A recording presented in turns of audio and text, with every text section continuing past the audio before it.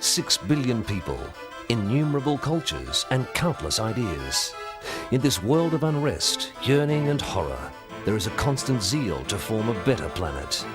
As the words of the spin doctors leave a numbness within those searching for the truth, come with us and observe Globespin. Welcome to Globespin. This week we unveil a new London bus, the Your Britain, Your Europe Roadshow, and follow its week-long journey to promote the nation's membership of the all-important European Union.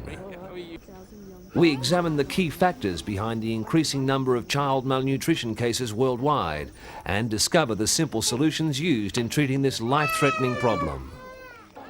We welcome the repatriation of thousands of Somali refugees to their homeland. Driven out by civil conflict, floods, famine and a host of other plagues, their willingness to return has to be admired. We see what Japan is doing about its aging population. Not only are they constructing purpose-built homes for their elderly, but an entire new city as well. Grey power on the rise.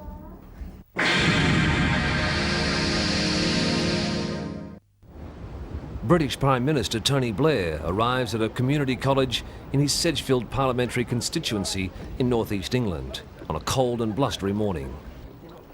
With him, Kim Vaz, the Foreign Office Minister for Europe, here to launch the Your Britain, Your Europe Roadshow. It's a week-long coach tour of the country aimed at promoting the benefits of Britain's membership of the European Union, EU for short. The bus will be carrying the pro-European message to people throughout Britain.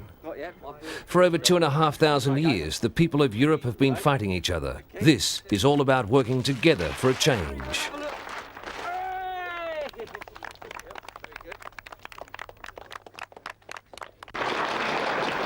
Ever since Edward Heath signed the membership treaty in 1972, Britons have had a somewhat ambivalent relationship with Europe.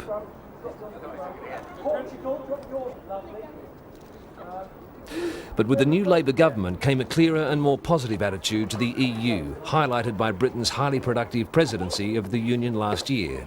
These school children were called on to design a logo marking the period in which Britain held the chair.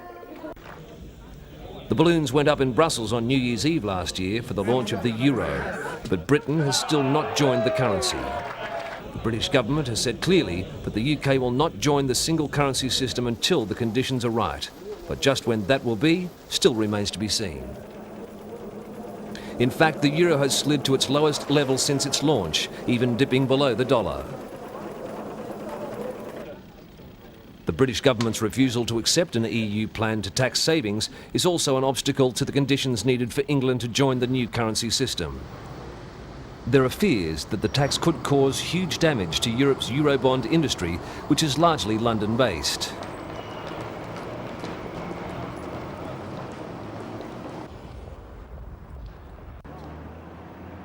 The Granada television studios in Manchester, where the soap opera Coronation Street is made.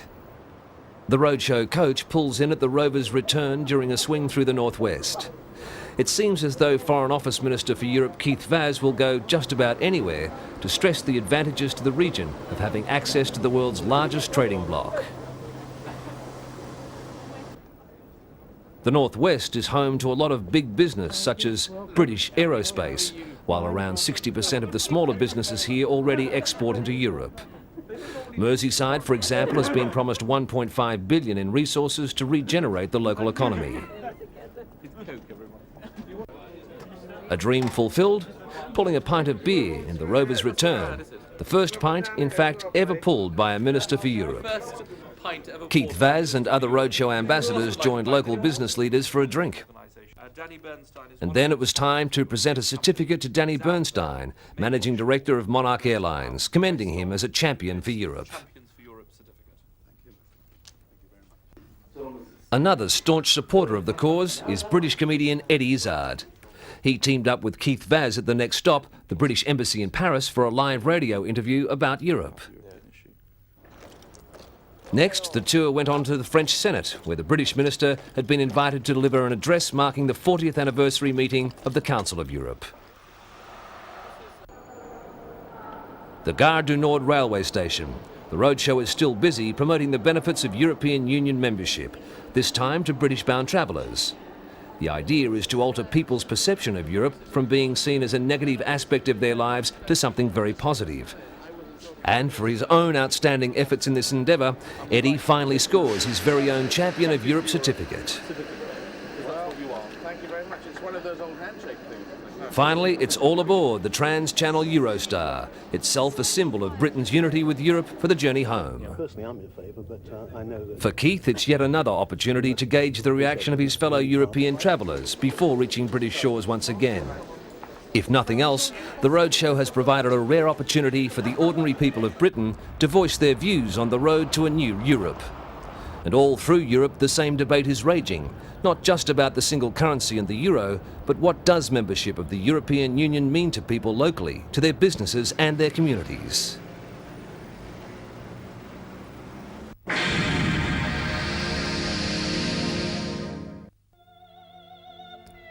The strains of grand opera are once again flowing through the narrow streets of Covent Garden, London's one-time fruit and vegetable market.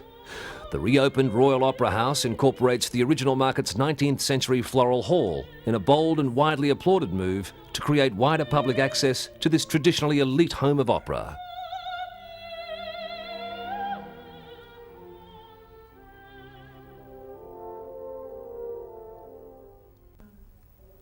The plans for the redesign of the marketplace go back 25 years, but it was only with an award of £78.7 million, the equivalent of $126 million US from the proceeds of the National Lottery, that dreams of a dedicated arts centre could be fully realised. The building is so large that the backstage store alone can hold scenery for 6 opera productions at a time.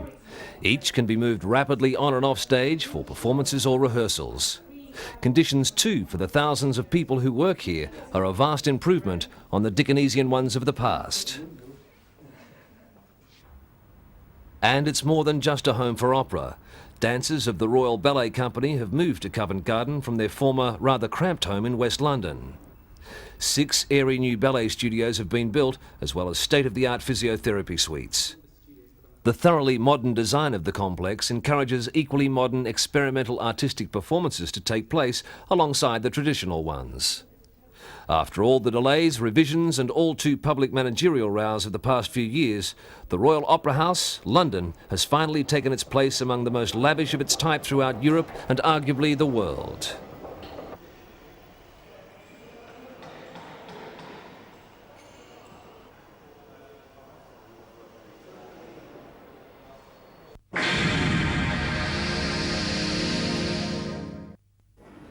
The globalization of the world economy has brought benefits of faster growth, higher living standards and new opportunities. But it isn't only business that moves rapidly around the world today. Crime, disease, pollution and war also know fewer boundaries than ever before. The positive and negative aspects of this globalization was one of the main themes of a speech made recently by United Nations Secretary Kofi Annan. Mr. Annan's Millennium Report covered all the major concerns of the United Nations, from poverty to peacekeeping, economic development to environmental protection. Its contents will be discussed and debated in more detail at a Millennium Summit meeting later in the year. Development agencies like Oxfam International fear that globalization, while bringing many people closer, is actually entrenching divisions between rich and poor. After a cyclone caused catastrophic flooding in Mozambique and Madagascar a few months back, many people were left stranded for days without help. The Secretary-General's report suggested avoiding a situation like this by setting up an international disaster early warning system. This would involve equipping relief workers with satellite and mobile phones to greatly improve communications. It's an idea that's finding considerable favour with many leading aid agencies. With years of inadequate rain, the famine now threatening Ethiopia and other parts of East Africa can't be said to have emerged with the suddenness of a cyclone. But what could turn a manageable drought into famine isn't as simple to determine. War, poor farming techniques, inadequate food stocks and lack of outside help are all held to be factors. And that's why Secretary-General Kofi Annan wants to turn early warning into early action. The international community could rally around quickly to address a problem before it had time to become a massive disaster. And speaking of massive disasters, the UN has a special program devoted to fighting the rapidly emerging AIDS pandemic. A new goal has been set to reduce HIV infection by a quarter in the 15 to 24 age group within 10 years. This is the age group mostly affected, to the detriment of developing countries. While still on the topic of healthcare, Mr. Anand called for research to be redirected to the problems affecting 90% of the world's people. These are diseases such as malaria and tuberculosis, as well as AIDS, for which drugs and vaccines are yet unavailable or too expensive for most people to afford. Doctors in Saudi Arabia are learning how an intricate heart operation is done from 5,000 miles away at a hospital in London. An example of how modern technology can directly help medical education in developing countries. Telemedicine can also be used to send X-ray images from remote health centres to well-established clinics for better diagnosis. The UN is spearheading a drive to get 10,000 hospitals and health centres in third world and developing countries linked via a computer network.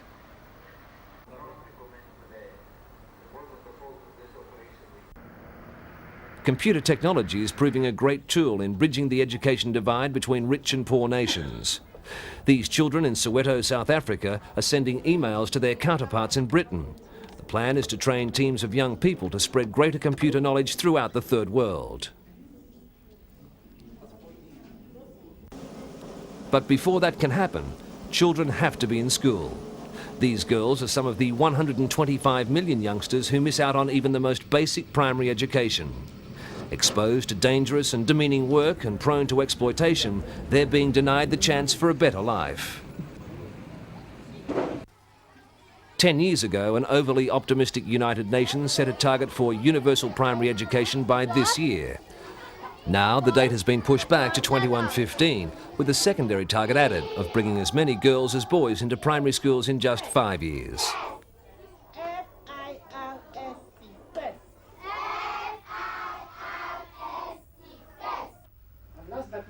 Campaigners are disappointed that binding targets have not been set on different countries, but hope that the campaign for universal primary education will gain as much momentum as the highly successful debt reduction campaign has done in recent times.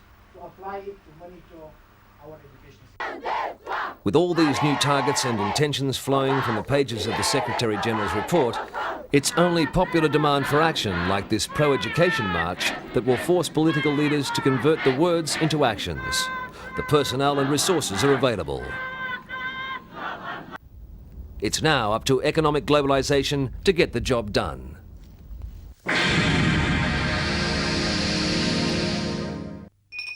A school bell fashioned from an old car engine. This is music to the ears of Somali children. It means their classrooms are open again. This school in northwest Somalia, known as Somaliland, was rebuilt with the help of the United Nations. The aid agency has also launched a massive repatriation project to return home 300,000 Somali refugees now residing in Ethiopia. While southern Somalia remains bogged down by civil conflict, the north is finally showing signs of stability. 10,000 people are about to make the journey home. Evidence of destruction caused by the fighting is everywhere, but rebuilding has helped to encourage refugees to return. It's a long trek home for these families, but the repatriation program has gotten off to a smooth start. Here, refugees with their belongings get on a transport plane in Ethiopia. Last-minute instructions are given for their arrival as passengers settle into their seats. In Somalia, refugees are registered and given food and money. This mother and child leave the transit centre for the next leg of the trip on board trucks across the barren landscape. From the truck stop, many refugees begin walking home. Somali father, Aiden Ali Samle, walks hand in hand with his youngest as the family follows. Knowing he would receive a generous grant from the aid agency, he had a big house readied for his 12-member family. Berbera Port remained in operation with help from the US and the former Soviet Union during the Cold War. That's why Hargeisa has managed to survive this long, but Somalis need to return home and rebuild the economy for themselves. It's hoped that this pilot repatriation program for 10,000 people will be increased to 75,000 by year's end. Further stability in the area and continued incentives could make that vision a reality.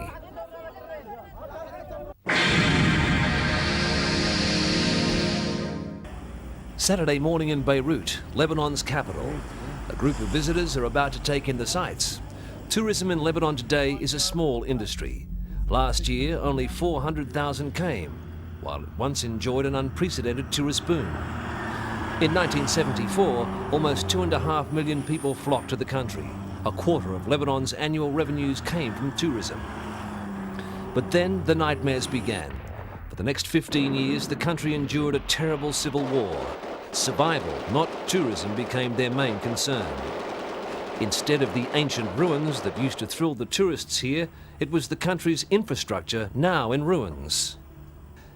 Even the famous cedars of Lebanon, once a popular tourist stop, were threatened with extinction. Both the war and natural disasters have destroyed most of the forests. The remnants of these magnificent cedars exist in small protected areas. One of them is this reserve in Lebanon's El Shof region. From the wood of these historic trees thousands of years ago, King Solomon constructed his temple and palace, while the pharaohs built their sarcophagi and mighty sunships. With funds from the Global Environment Facility, efforts are finally underway to resume the effective care and management of protected areas. And under the watchful eye of the reserve rangers, locals and tourists can again enjoy walking the cedar forests. Maintaining roads and constructing new trails in the reserve is an important duty. It also offers much-needed employment for the residents of the 9 small Arab villages that lie at the outskirts of the reserve. In conjunction with workers of the reserve and the Al Shof Cedar Society, women from the nearby villages make and sell products such as jam, honey and olives. The reserve and the women then share the profits. The Society is also planning to introduce other income-generating activities for tourists, including biking and hiking. The cities too are regenerating at a feverish pace. Beirut is one of the largest construction sites on the planet. With help from the World Tourist Organization, the government has created a master plan to rebuild and develop the tourism sector. Already, many restaurants and international hotels have reopened their once bullet-riddled doors. Lebanon is also blessed with a wide variety of art, from the avant-garde sculptures of Rosh Hashanah to splendorous Roman temples and Acropolis to rival the ancient world's finest. The richness and diversity of the culture is a result of thousands of years of invasions and occupations, and its unique position strategically located at the crossroad of Europe, Asia and Africa. But the country's main asset is its people, all rearing to relive the happier times. These tourists from Europe can certainly confirm this. In spite of the ongoing instability in the Middle East, life in Lebanon has returned to normalcy. The country looks forward to peace and stability in the region. The hope is that peace will bring with it millions of visitors eager to experience Lebanon's geographical, cultural and human diversity. And with that, the chance to preserve as many of its unique national treasures before they disappear forever.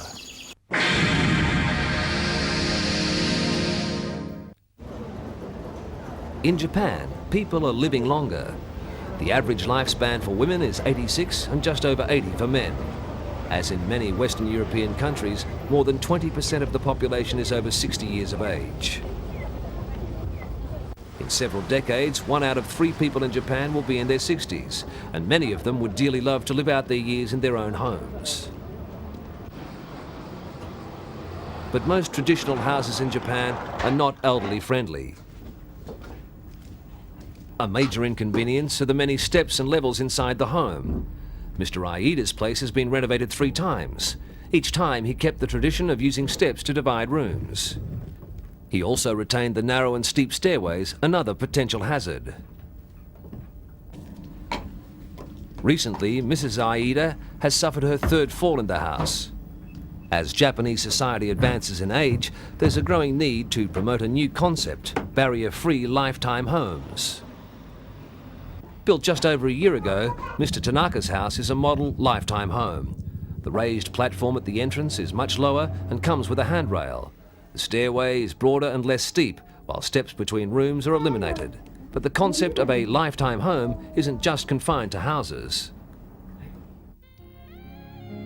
Easy living for all is the idea behind the city planning of Roko Island.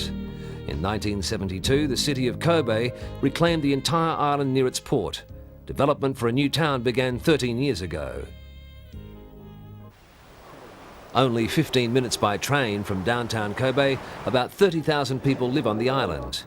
The new town has its own business sections, parks, schools, museums, shopping centres, hospitals and clinics. A new condominium is also under construction. It has an on-site healthcare centre and offers assisted living to the residents. Scheduled to open next year, over 30% of its 470 barrier-free apartments have already been snapped up. With the greying of its population, Japan is trying to create a more self-reliant lifestyle for an elderly-friendly society, and that's of real benefit for both the country and its citizens combined.